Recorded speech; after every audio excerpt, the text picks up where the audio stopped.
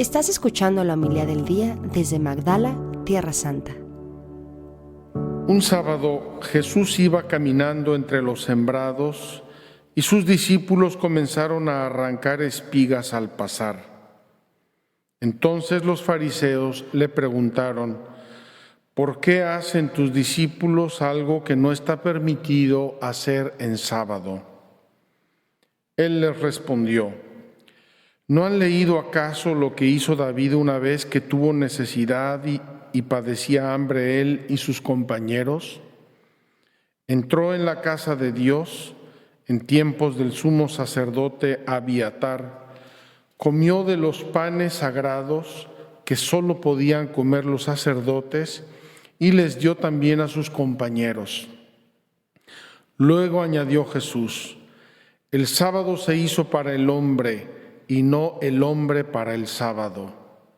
Y el Hijo del Hombre también es dueño del sábado. Palabra del Señor. Gloria a ti, Señor Jesús. Queridos hermanos, la liturgia nos tiene un poco sofocados porque llega un momento donde esperamos conocer el desenlace, porque ayer les dije, pero salta y ahora ya nos presenta otra escena bellísima también, que es la unción de David como rey. ¿Qué pasó con Saúl? Se lo dejo de tarea. ¿Cómo acabó Saúl su vida? Se lo dejo de tarea. Es interesantísimo. Pero como ven, la escritura va saltando un poco, si no completamos la lectura íntegra durante el año de toda la escritura. Vamos pues a meditar y a reflexionar hoy esta elección y unción de David como rey, porque es importantísima en la historia de Israel y es importantísima en nuestra fe cristiana. ¿Por qué en la historia de Israel? Porque David va a simbolizar el culmen del reino, del reinado, de la figura de rey en Israel. Su hijo Salomón será igualmente muy importante, pero David es el rey por antonomasia. Y no solo porque cantamos las mañanitas el día del cumpleaños, también porque fue elegido por Dios y agradó a Dios, realizó muchas cosas importantes. Entre otras, puso su casa en Jerusalén. Y desde entonces Jerusalén ha sido el centro del judaísmo. David, rey, entre otras cosas, pone su casa en Jerusalén y lleva el arca de la alianza a Jerusalén. La casa de Dios, el santuario de Dios, lo lleva a Jerusalén, lo introduce ahí, y aunque tiene intención de hacer el templo de Jerusalén, ya no le va a tocar a él, lo va a realizar su hijo Salomón. Bien, vamos por partes. Teníamos a Saúl, y Saúl fue reprobado por Dios porque desobedeció. No cumplió la voluntad de Dios como Dios quería. A los que han seguido a Magdala desde hace tiempo se acordarán con estremecimiento, como yo, que también Moisés fue castigado porque no obedeció exactamente una orden de Dios. Y por eso no entró en la tierra prometida. Seguramente entró en el cielo, lo consideramos santo del Antiguo Testamento, estará en el cielo en la primera fila, no hay duda de eso, pero en la tierra Dios lo castigó. Le dijo: tú verás la tierra prometida, pero no vas a entrar en ella. Imagínense lo que habrá sido para Moisés liderar al pueblo de Israel durante 40 años, y cuando ya llegaron ahí termina su vida y no puede entrar a la tierra prometida. Dios es muy celoso de nuestra obediencia. Entonces Saúl es descartado. Les dejo la tarea de ir a ver en la Biblia cómo acaba la vida de Saúl, o cómo va a acabar. Entonces le dice Dios a Samuel: vamos a elegir a otro, vas a ungir a otro rey de Israel. Y lo manda, como vimos, a la casa de Jesé en Belén.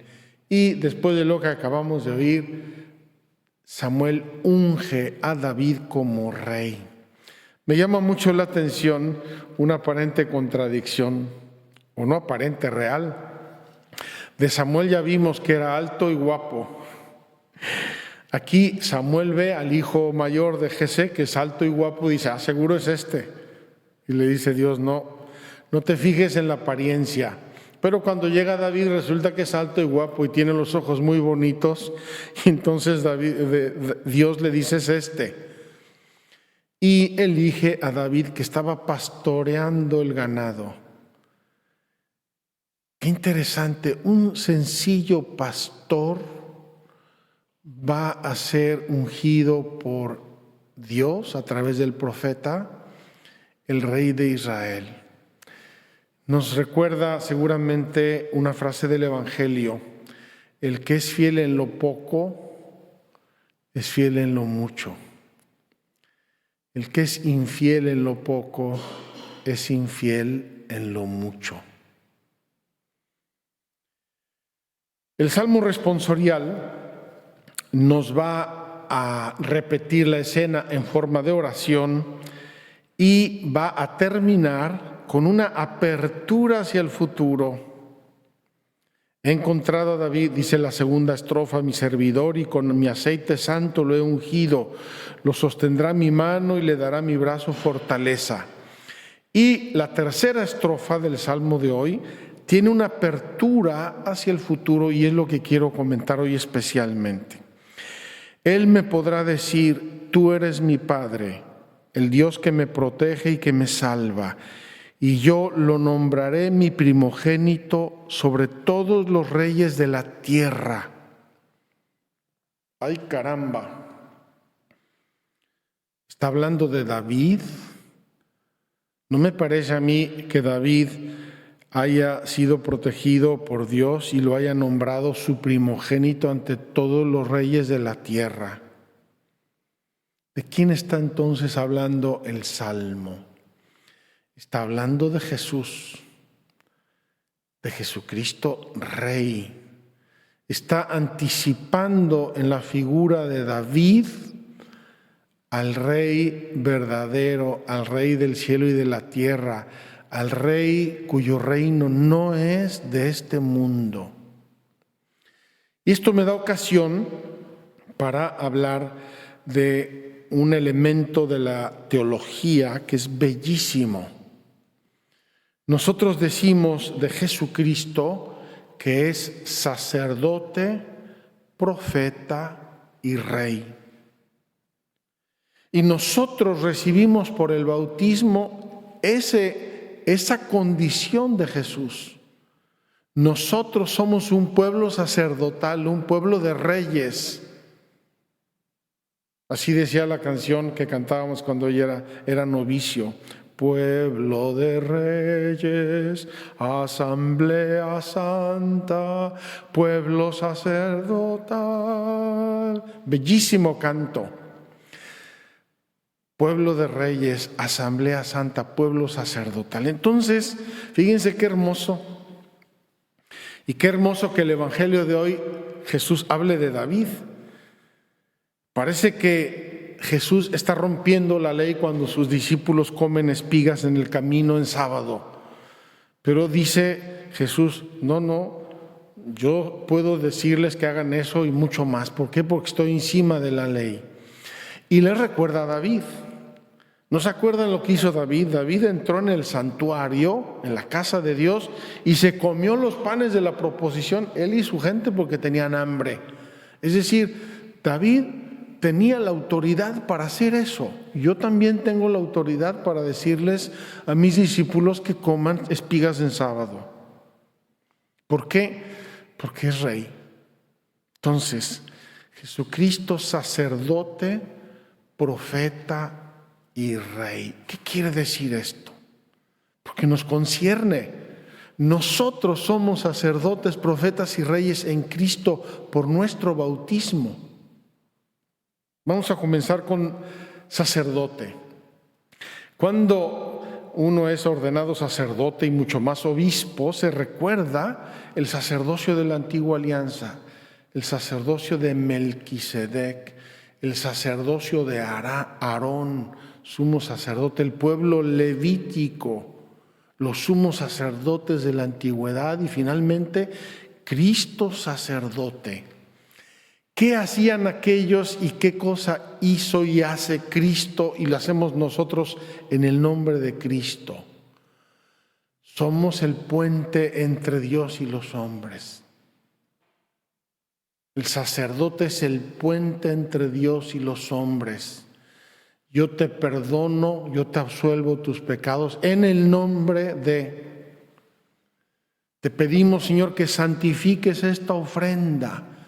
Transfórmala haciéndola espiritual en el nombre de Dios. ¿Por qué? Porque este es el pan que va a alimentar a tu pueblo. Entonces, el sacerdocio de la antigua alianza, sacerdote. Profeta. El profeta es el hombre capaz de interpretar y de conocer las cosas con los ojos de Dios. No es el que predice cosas. El verdadero profeta de la Biblia, el verdadero profeta cristiano, es el que ve las cosas y las entiende con los ojos de Dios. Y el grande profeta de la antigüedad es Moisés. Y cuando Moisés va a morir, como en este salmo, se abre una puertecilla y dice: murió Moisés, nadie sabe dónde está su tumba, era el hombre más grande, el amigo de Dios, tal, pero vendrá uno más grande que él. Entonces, Moisés, Melquisedec, Aarón, el pueblo levítico, anuncian un sacerdocio que se va a cumplir en Cristo. Moisés, Elías, Eliseo, Isaías son los grandes profetas de la antigüedad que anuncian que va a venir otro y ese es Cristo. Finalmente, rey. Surge David, ungido por Dios, va a ser un rey, va a ser un gran rey, aunque sabemos que tuvo pecados y problemas porque era humano. Pero ese reinado se va a cumplir en Cristo, ya no en una circunscripción geográfica, política, sino en el reino de verdad, de justicia, de amor, de gracia. Rey es el que domina, pero el dominio de Dios no es un dominio despótico, te someto y te aplasto. El dominio de Dios es el dominio del amor, es el dominio de la justicia, es el dominio de la verdad. Y hoy nos es anunciado, y yo quiero subrayar ese Antiguo Testamento bellísimo, importantísimo, porque ahí están los grandes anuncios que se cumplen en Jesucristo. Qué hermoso contemplar hoy a Jesús caminando tranquilamente con sus discípulos en un campo de trigo. Caminaba, iba de un pueblo a otro, iba predicando, iba enseñando, iba explicando cosas. Y todo lo que le pasaba, él lo orientaba y lo enfocaba a la predicación del reino de Dios. Entonces llegan los fariseos, se escandalizan de que sus discípulos arranquen espigas en sábado y se las coman. Y Jesús les dice, en otras palabras: yo soy el rey, yo soy el que mando. Y con eso nos libera de la esclavitud de la ley. Les va a decir en otra ocasión, curó en sábado, todos escandalizados. Dice: si tu buey se cae en el pozo el sábado, ¿no lo sacas? Claro que lo sacas. ¿No le llevas de beber a tu asno en sábado? Entonces Jesús nos da la verdadera y profunda inteligencia y aplicación de la ley, porque es sacerdote, profeta y rey. Queridos hermanos, a nosotros nos toca como bautizados comunicarnos con Dios, comunicar el mundo con Dios, relacionarlo a Dios, a su destino final. Sacerdote, profeta, ver las cosas con los ojos de Dios, trascender las apariencias, y rey, vivir y tratar de vivir el reino de verdad, de amor, de justicia, de paz, de gracia. Abramos nuestro corazón a nuestro Jesucristo Rey y contemplémoslo aquí preanunciado en la elección de David. David es ungido. El ungido en hebreo es el Mesías, en griego es el Cristo. Aquí es ungido, Rey es el Mesías, Cristo de Dios. Que así sea. Muchas gracias por escucharnos. Si quieres conocer más acerca de Magdala, síguenos en YouTube y Facebook.